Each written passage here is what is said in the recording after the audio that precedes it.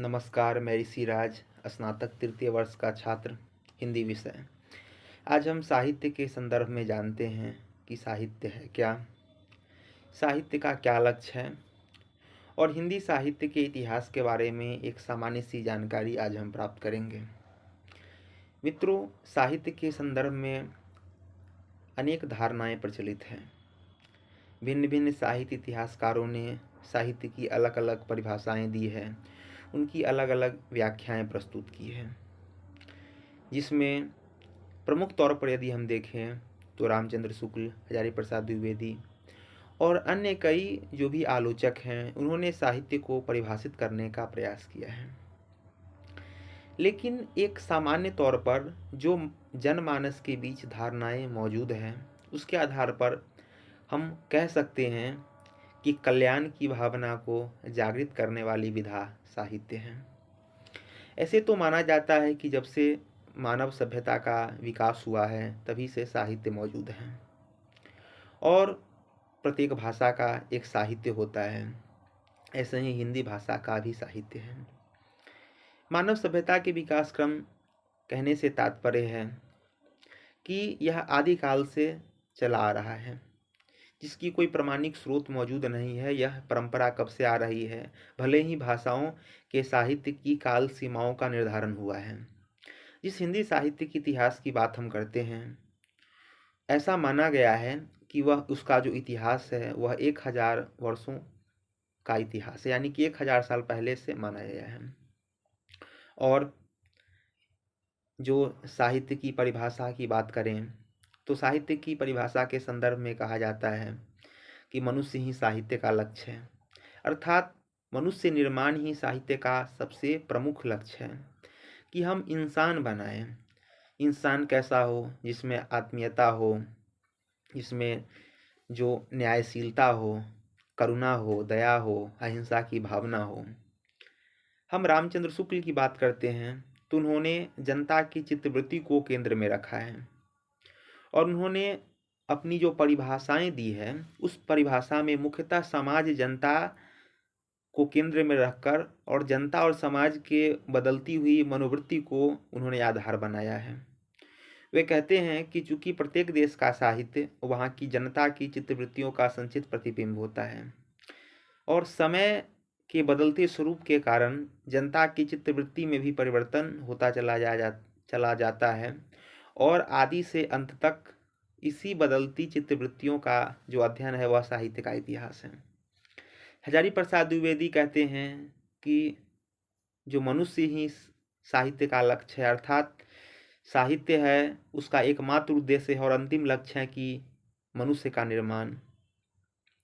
ऐसे ही संस्कृत में एक उक्ति है कि हितेन सहितम साहित्यम, कि सबका हित चाहने वाला, सबको एक साथ लेकर चलने वाला, सबको मिलाकर चलने वाली जो विधा है वह साहित्य है। हम हिंदी साहित्य की यदि बात करते हैं तो आज हम जिस हिंदी साहित्य के इतिहास को जानते हैं, पढ़ते हैं, समझते हैं, उसकी लेखन परंपरा की शुरुआत प्रमुख तौर पर 19वीं शताब्दी में होती है और 19वीं शताब्दी के लगभग मध्य हम कह सकते हैं, चूँकि 1839 ईस्वी में गारसा द तासी नामक फ्रेंच विद्वान ने सबसे पहले हिंदी साहित्य का इतिहास लिखा और फ्रेंच भाषा में उन्होंने लिखा और उन्होंने जिस पद्धति का प्रयोग करते हुए साहित्य इतिहास ग्रंथ लिखा, जिसका नाम इस्तवार द ला लिटरेचर एंदुई हिंदुस्तानी है, उन्होंने वर्णानुक्रम पद्धति को अपनाया। वर्णानुक्रम जिसे अल्फ़ाबेटिकल पद्धति कहा जाता है, उस पद्धति में वर्ण के क्रम के अनुसार कवि या लेखकों का परिचय दिया जाता है। उदाहरण, क वर्ण से कबीर हैं और क वर्ण से ही केशव दास का उल्लेख होता है, तो क वर्ण के जितने भी कवि हैं उनको एक तरफ रखा जाता है। लेकिन बाद के आलोचक और साहित्य इतिहास लेखकों का यह मानना था कि यह कोई तार्किक नहीं है कि साहित्य इतिहास जो ग्रंथ लिखा जाए वह जो समय का निर्धारण के आधार पर लिखा जाए कि कौन से कवि पहले हुए, कौन से बाद के हुए। इन्होंने फ्रेंच भाषा में तो लिखा बाद में फिर हिंदी में भी अनुवाद हुआ, लक्ष्मी सागर वासने ने इसका अनुवाद किया। साहित्य इतिहास लेखन की परंपरा में जो दूसरा जो शुरुआत था वह शिव सिंह सेंगर साहब का था। इन्होंने शिव सिंह सरोज नामक जो ग्रंथ की रचना की, और शिव सिंह सरोज भी जिसमें 1000 कवियों का जो वर्णन मिलता है वह भी वर्णानुक्रम पद्धति से ही थी। तीसरा प्रयास साहित्य इतिहास लेखन की परंपरा में वह जॉर्ज ग्रियर्सन का है। जॉर्ज ग्रियर्सन ने अंग्रेजी भाषा में हिंदी साहित्य का इतिहास लिखा, the modern vernacular literature of Hindustan 1888।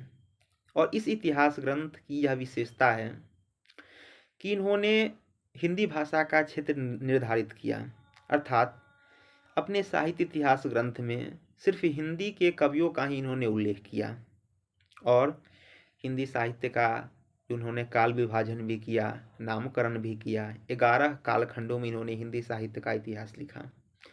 कहीं कहीं यह उल्लेख भी होता है कि उन्होंने 12वां कालखंड भी निर्धारित किया, लेकिन वह कवि या रचनाकारों के नाम पर था, जो तर्क संगत उचित जान नहीं पड़ता है।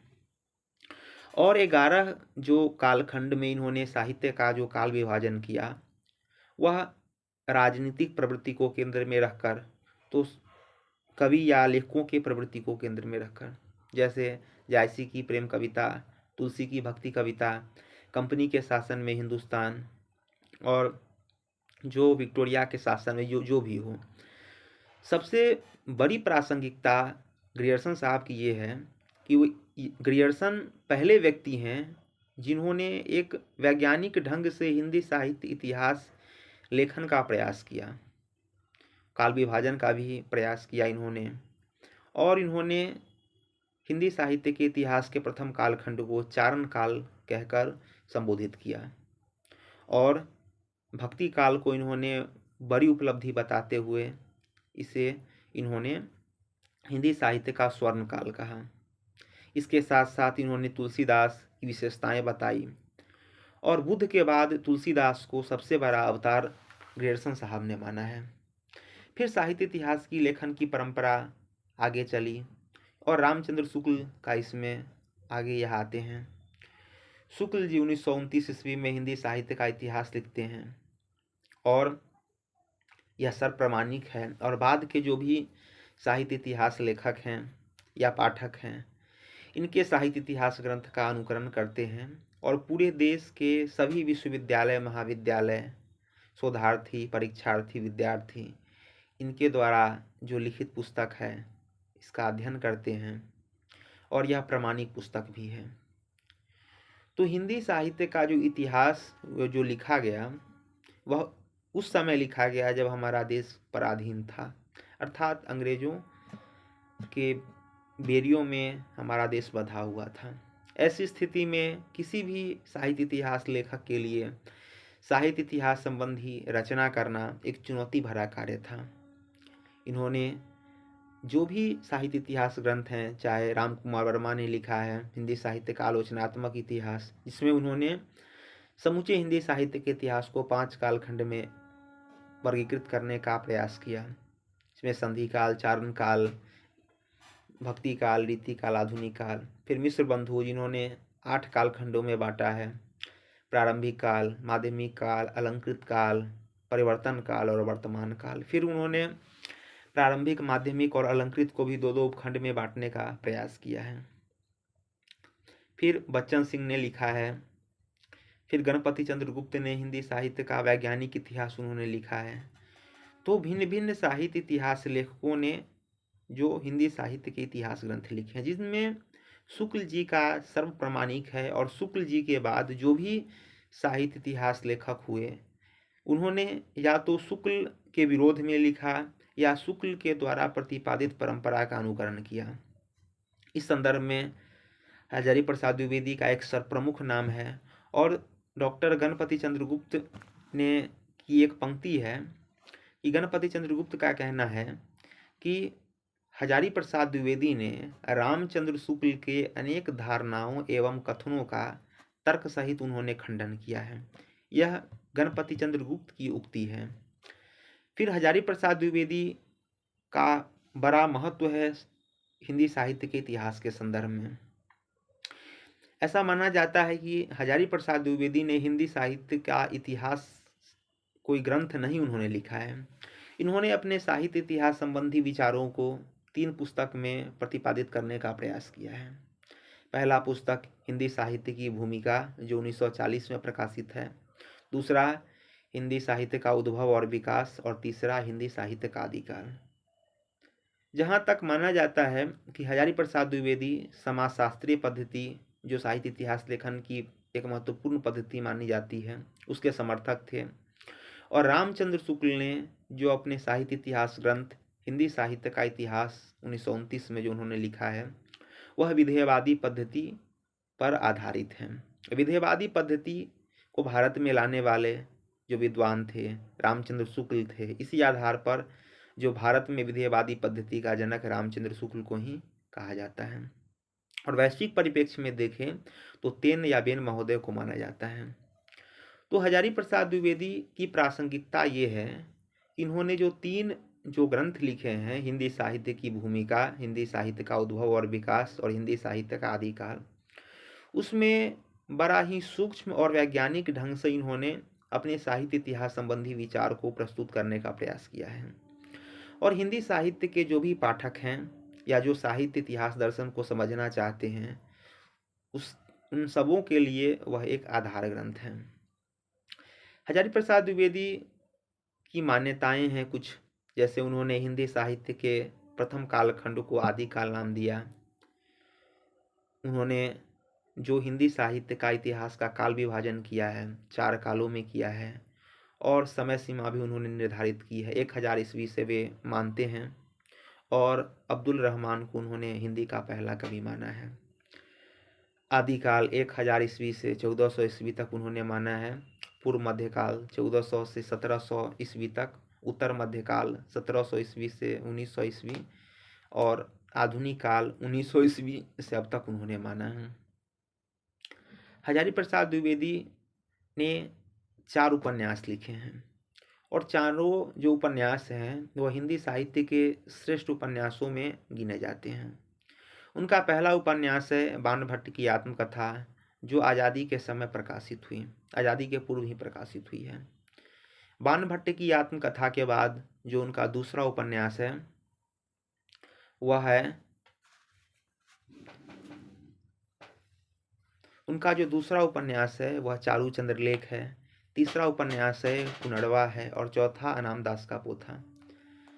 हजारी प्रसाद द्विवेदी एक प्रमुख निबंधकार के रूप में जाने जाते हैं, और ललित निबंध के क्षेत्र में उनका जो योगदान है वह अविस्मरणीय है। कल्पलता, कल्पतरु, कुटज, विचार वितर्क, विचार प्रवाह, आलोक पर्व, ये सब उनके निबंध संग्रह हैं। आलोक पर्व नामक जो निबंध संग्रह है उस पर उन्हें साहित्य अकादमी पुरस्कार भी मिल चुका है। उनके कुछ श्रेष्ठ निबंध हैं, जैसे कुटज है, अशोक के फूल है, नाखून क्यों बढ़ते हैं। यह बड़ा मनोवैज्ञानिक और तार्किक निबंध है।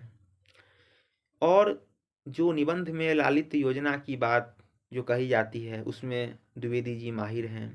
जैसे नाखून क्यों बढ़ते हैं निबंध हैं, यह निबंध एक उच्च कोटि के निबंध में शामिल है, क्योंकि इसमें जो निबंधकार हैं स्वयं उत्तर दे रहे हैं, और एक प्रतीक बना करके, जैसे उनकी जो पुत्री है वह प्रश्न पूछ रही है अपने पिता से कि नाखून क्यों बढ़ते हैं।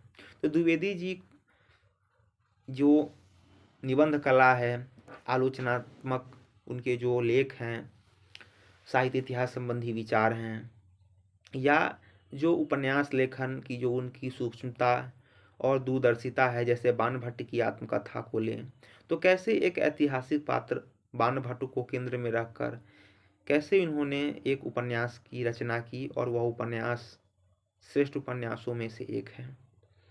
ऐसे ही हिंदी साहित्य के इतिहास को देखें तो प्रारंभ में ऐसा माना जाता है कि जो साहित्य है उसमें सिर्फ काव्य विधाएं ही थीं, लेकिन आधुनिक काल में माना गया है कि 1850 के बाद गद्य विधाओं का भी पदार्पण होता है।